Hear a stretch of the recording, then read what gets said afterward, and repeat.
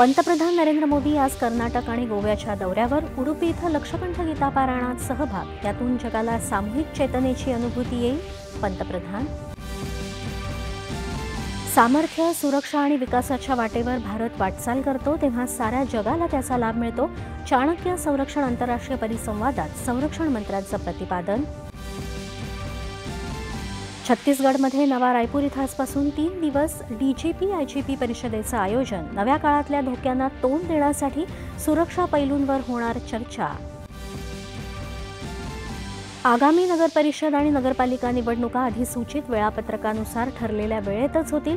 सर्वोच्च न्यायालयाचा निर्वाळा. पुढील सुनावणी 21 जानेवारीला.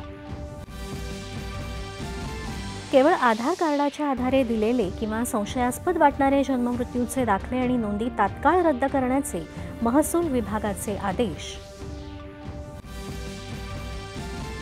उच्च शिक्षण संस्थांनी वेळेवर परीक्षा घ्याव्यात आणि अंतिम पदवी आणि प्रमाणपत्र त्वरित जारी केली जातील याची खात्री करावी. विद्यापीठ अनुदान आयोगाचे निर्देश. 56व्या इफ्फीचा आज गोव्यात समारोप. प्रतिष्ठित अशा सुवर्ण मयूर पुरस्कारासह इतर पुरस्कारांचं होणार वितरण.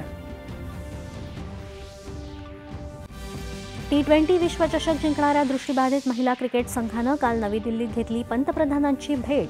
पंतप्रधानांनी खेळाडूंचं आणि त्यांच्या प्रशिक्षकांचं केलं अभिनंदन. आणि लखनौमध्ये सुरू असलेल्या सय्यद मोदी आंतरराष्ट्रीय बॅडमिंटन स्पर्धेत माजी विश्वविजेती नोझोमी ओकुहारा हिला नमवून भारताच्या तन्वी शर्माचा उपांत्यपूर्व फेरीत प्रवेश.